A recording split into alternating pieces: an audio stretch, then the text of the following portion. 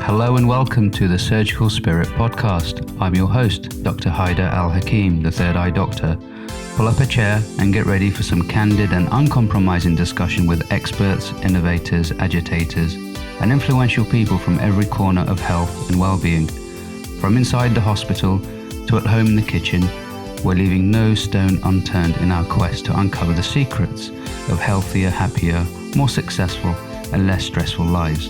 Thank you so much for joining us, and without further ado, let's meet this episode's guest. Tom, thank you for coming on today. No, thanks for the invite. Man, you're so busy. I mean, I had a sort of a slight look into your kind of schedule, and it's very hectic. I know you like surfing. Does that kind of, keep you sane? Yeah, definitely it does. So pretty hectic, obviously. GP partner, 3 kids, run Medic's Money as well. So yeah, surfing I love because you can't take your phone or your email and you're just out there, and it's like you can clear your mind, because when I'm surfing, especially if the waves are big, you got to focus on if the waves are big, the survival, and otherwise just catching the best wave, and you're just purely focused on that. So sometimes people say, what do I do to relax? And to relax, I go out kite surfing when it's ridiculously windy, surfing when it's pretty chunky, and ride a bike really fast downhill. And the reason I find that relaxing is because it just clears your mind, and you've just got sole focus on that one thing, which is surfing, biking, or kiting. Sort of staying alive, essentially.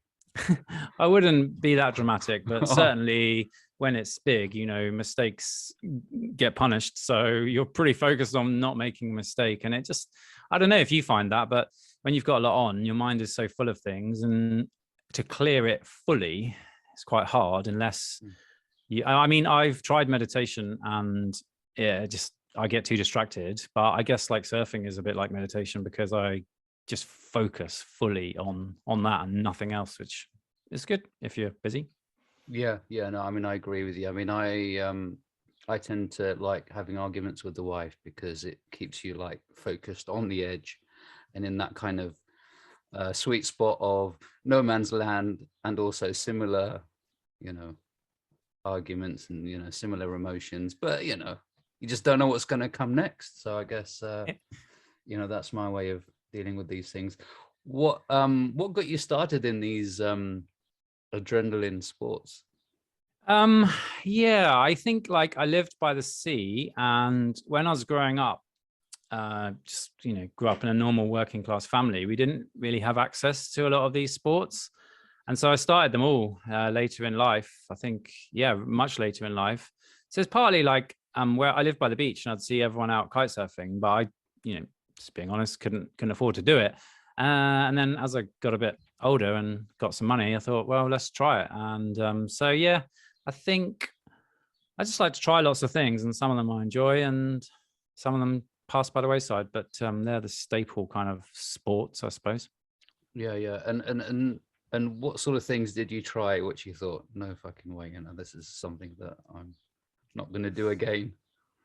So tennis, basically, because my wife is actually pretty good at tennis, and every time I play tennis with her, I just get the worst runaround ever, and she just makes it look effortless. And then I have no idea, no technique. The blood pressure rises, technique gets worse, and it's just not good. So tennis, that got ticked off the list. Football, I'm useless.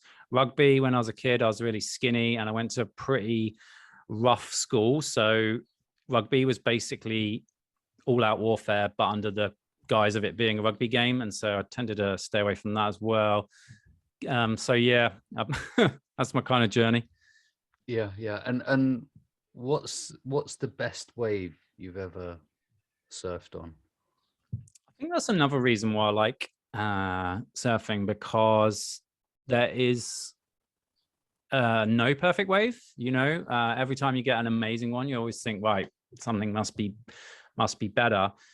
But I've been really fortunate. I took a couple of years out and worked abroad and stuff, so I managed to surf in Australia and stuff. But it's going to make me sound really old. My favorite wave is the one at my own beach, and it's really slow and not particularly big ever. But I just love getting home from work or a tough day, and then just jumping in for an hour. It just feels amazing. So yeah, that's my kind of old man's answer to that. Is that I just like getting any wave is good, and if it happens to be at the end of your road and you can get there easily and cheaply without any dramas, then that's all good. Where's your local wave? I don't want to give away the secret spots, but yeah, I live like just south of Chichester, which is kind of on the south coast of the UK, between Portsmouth and Brighton. Right. So you've kind of trademarked that particular strip. Unfortunately not. It's usually pretty busy. But yeah, the locals do all right there. So yeah. And have you had any sort of near misses or total disasters, or oh yeah, near death experiences? Yeah. So broke my foot, did this frank fracture dislocation, which I tried to walk off because I thought, well, it's a bit swollen and it's a bit bent at a funny angle. But I was I was quite, I should have known better. But yeah, so I broke my foot. That wasn't ideal.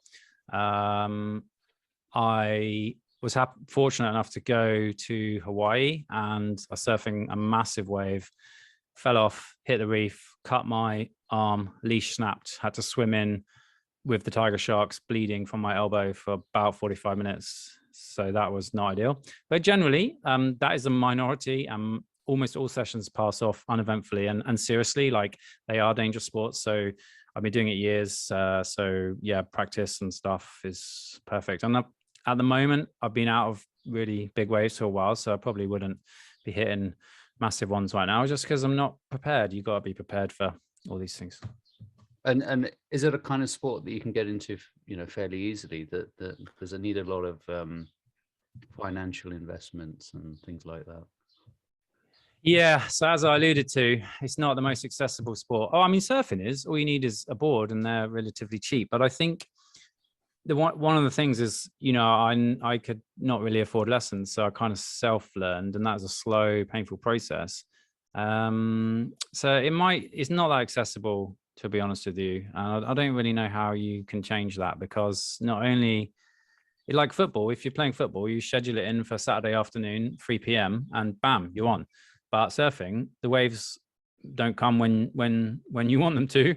Same for the wind. So you're always at the mercy of the weather. And I think that makes it difficult. And to be honest, that's one of the reasons why I chose to live by the beach. I trained in Birmingham and I hardly ever got out there. But if you live by the beach, you give yourself the very best chance of pouncing on those conditions, because you don't know. Mother Nature's in charge and not you. So you have to kind of work your schedule around that.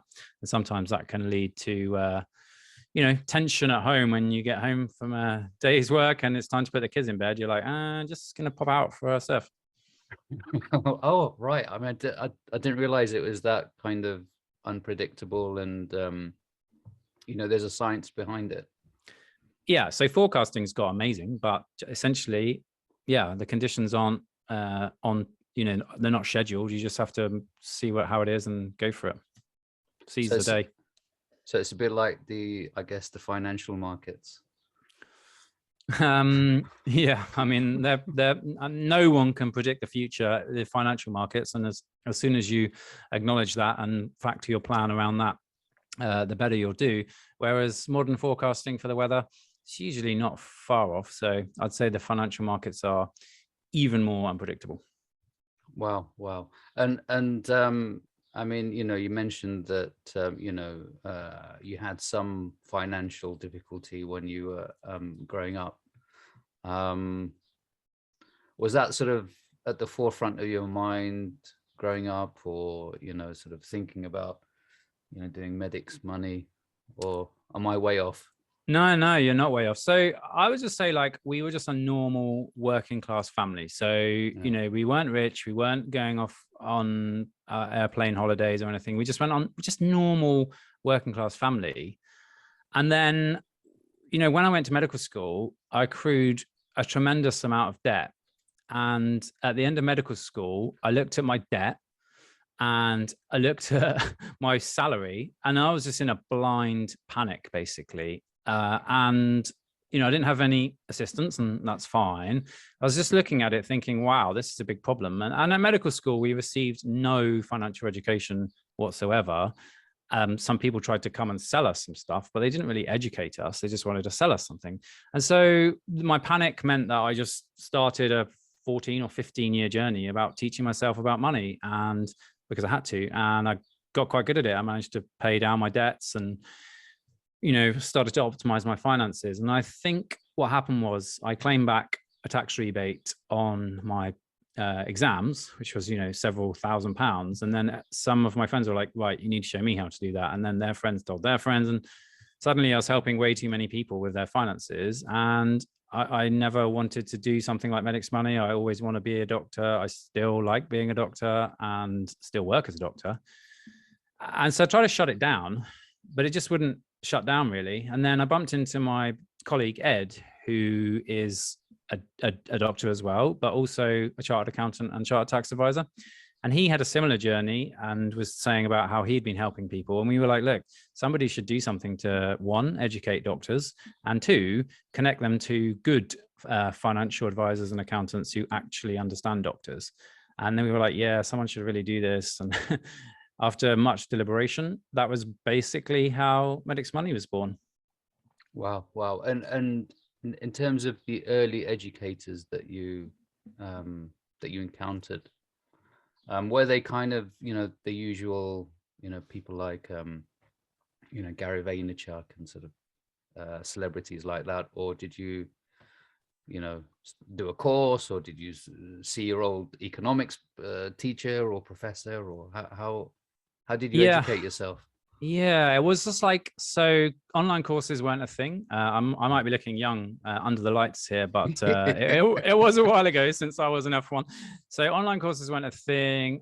So basically it was podcasts weren't really a thing. So it's basically just books, and also going to financial presentations that, are targeted towards doctors. And that was a really informative process for me, because I noticed that most of them, it was essentially one massive sales pitch, and they didn't tell us what we actually needed to know. Like, this is how you sort out your tax code. This is how you can claim back your tax on exams. And this is what you might like to think about. They were essentially trying to sell us things, and that's fine. But I get that, because they're commissioned salespeople, but there wasn't anyone really doing actual education. And then, I just kind of grew like that in terms of my knowledge, and picked it up along the way. And then occasionally I'd go to a presentation and the person wouldn't try and sell me anything, and I was really confused, and they were actually genuinely interested in educating us. And that got me really confused as well. And so what we did on Medics Money is got people that are interested in education and people that are interested in helping doctors, and no salespeople. Yeah. I mean, podcasters sort of all shapes and sizes, and there's lots of selling that goes on. I find that it's a bit more in the States, but I guess it's a bigger audience, and there's more financial incentives there, I guess. Yeah, I have no problem with people selling things, but do it overtly. Tell us that you are there, and that you are on commission, and that you are possibly a restricted and not an independent financial advisor.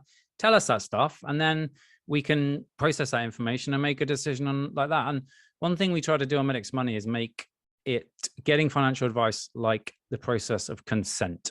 So when we consent our patients, we tell them the benefits, the risks, and any alternative options, and we don't omit key information that they need to know. So let's make getting financial advice exactly like that. I want you to know why we only recommend independent financial advisors that specialize in doctors and not restricted. I want you to know why you need a specialist medical accountant to do things for you as a doctor, and most non-specialists will really flounder. So let's just be open about it, and let's talk about it and treat it like consent. And in terms of the actual podcast, how did you get the idea of starting the podcast? Yeah, so what happened was things grew quite quickly, and we were getting speaking invites that we just couldn't make because we still work as doctors. And so we just didn't have time to speak to everyone who we wanted to, because we want to help all doctors and dentists and other healthcare professionals. And so we were thinking, how is there a way that we can speak to thousands or tens of thousands of people a month easily? And I love going to conferences and speaking at conferences. It's always an honor to be invited, but also means I'm away from my family and the waves. And so we were thinking, how can we scale it? And then we thought, well, let's try a podcast. And if people who know me and Ed will know that we are the two most unlikely people to start a podcast, but we did it and it seemed to be popular. And so we carry on doing it. We just passed our 100th episode, is out this week, I think. And we've had over 300,000 downloads now, which, yeah, it's just an honor to help our colleagues out in this way. And we get so much lovely feedback, which makes it so rewarding, as I'm sure that you do as well from your pod. Yeah. And I think you're in the sort of top 5 or top 4 healthcare podcasts in the UK, something like that. Yeah, it's pretty popular. So yeah, we're regularly in the top 5, which again, it's just an honor to help our colleagues out in this way. We find it so rewarding. So the other day, I had a patient and I needed to ask the A&E consultant a question. So I phoned them up, basically trying to avoid admission, and introduced myself. And they said, "Oh, you're from the Medics Money podcast." I was like, "Oh, yeah, this is weird. Yeah, this is weird." And they were like, "Oh my goodness, I use your podcast to understand my pension and you've helped me out so much." And then they helped me out with my clinical question. And it just felt amazing to, so rewarding to be helping our colleagues out like that. And that's where we're really lucky with, obviously we've got Ed and his unique skill set, but we've also got the very best in the business who come on the podcast, give their time for free, educate doctors. And so, yeah, we found podcasting really rewarding. Yeah, that's awesome. And who's been your best guest apart from yourself and Ed? I couldn't single out favorites, but the most popular episode, unfortunately, is one about how to retire early, which probably says a lot about the state of the profession in the UK at the moment. And so in some ways that's amazing that we're helping our colleagues out, but in some ways that's incredibly concerning. So yeah, that's the most popular episode right now. And what's your view about that? I mean, what's your 10 pence on that? Well, I'm out there on the shop floor every day as well, so I completely understand the sentiment, and I think it's really, really worrying. So for the individuals that are retiring early, happy days for them. Thank you very much for your years of service in the NHS, and I completely understand why you're not happy to tolerate the working conditions that currently prevail in the NHS. But for the profession as a whole, again, it's difficult. And for the NHS, I think it's a disaster to be losing that expertise.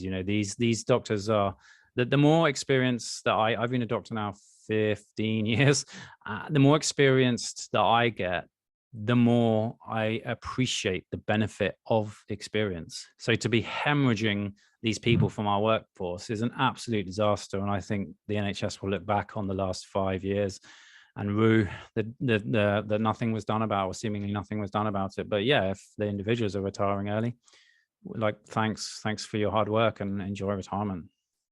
And I mean, this is a sort of political question.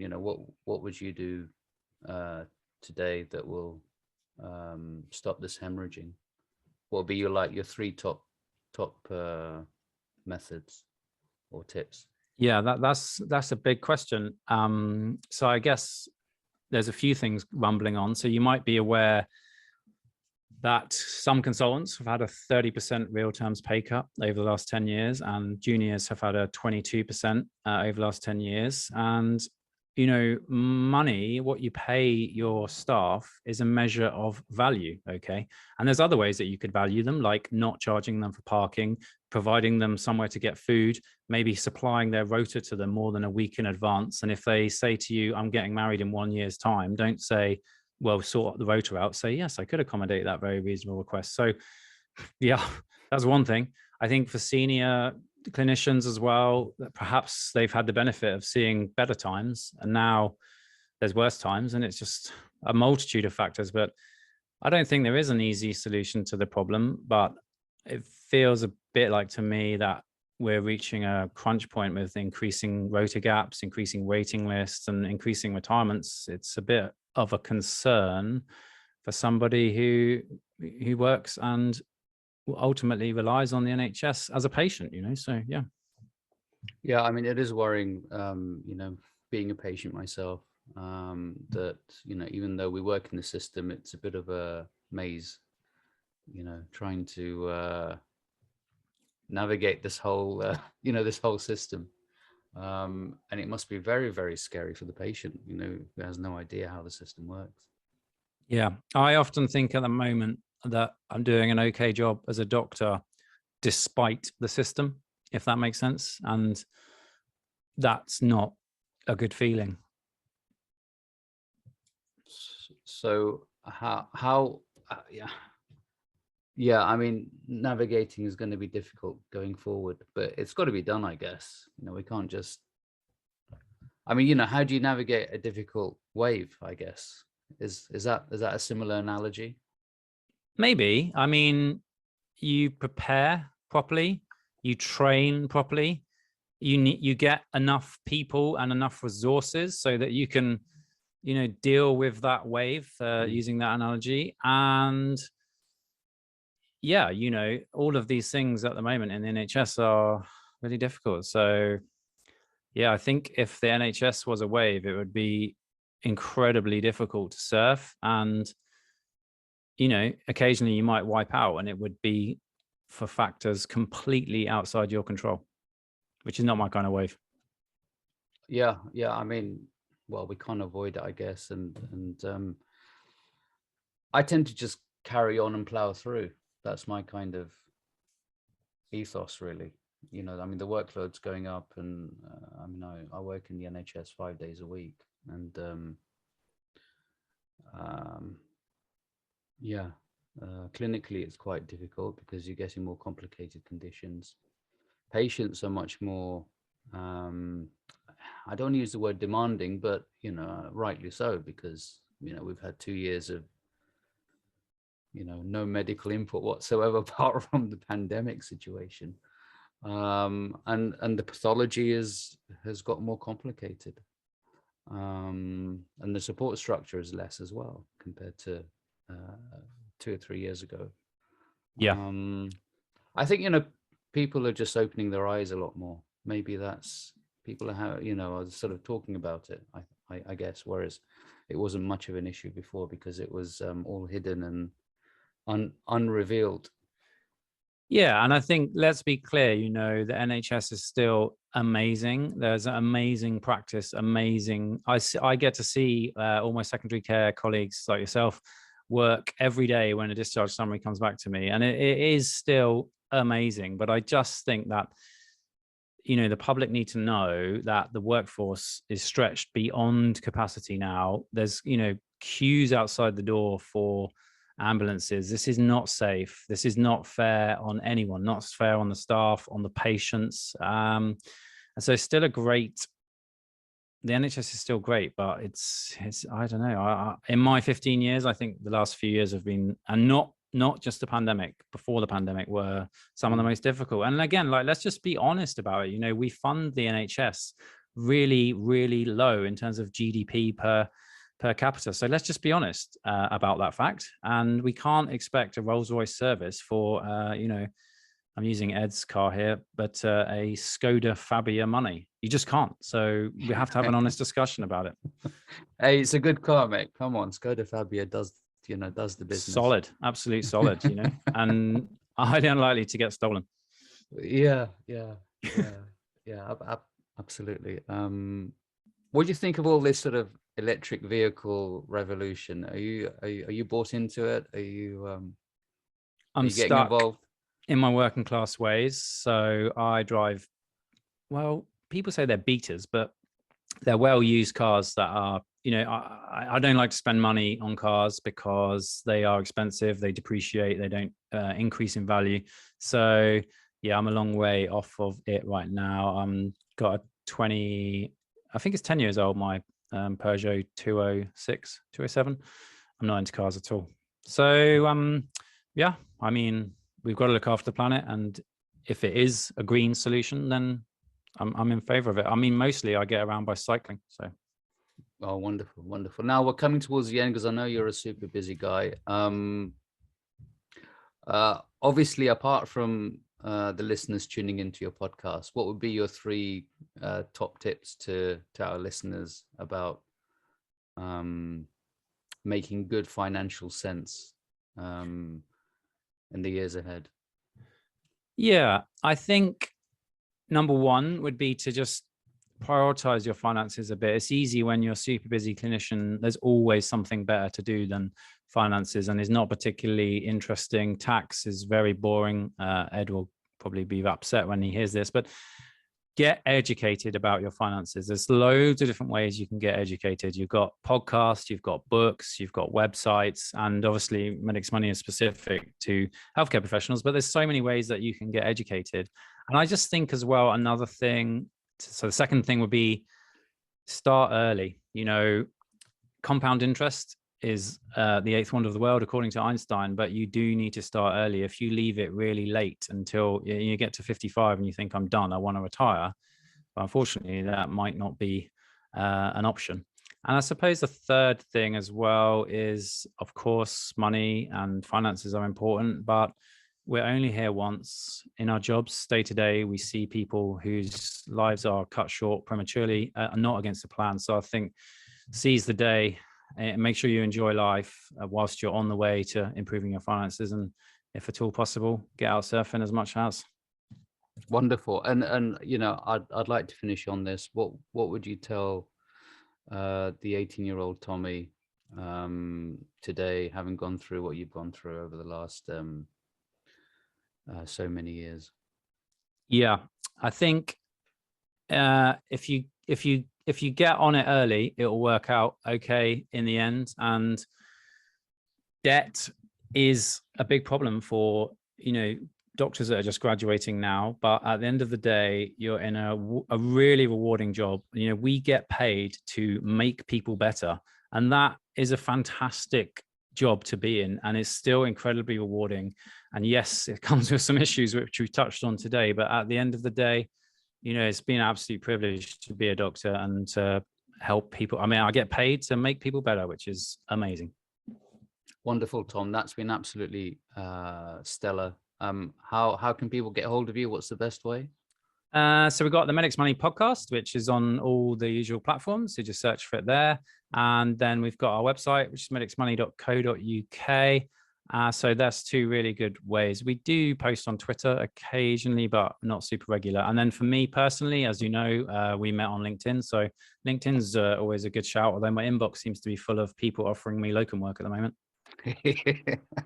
Fair enough. Fair enough. All right, Tom, it's been a pleasure. Thank you so much. Cheers.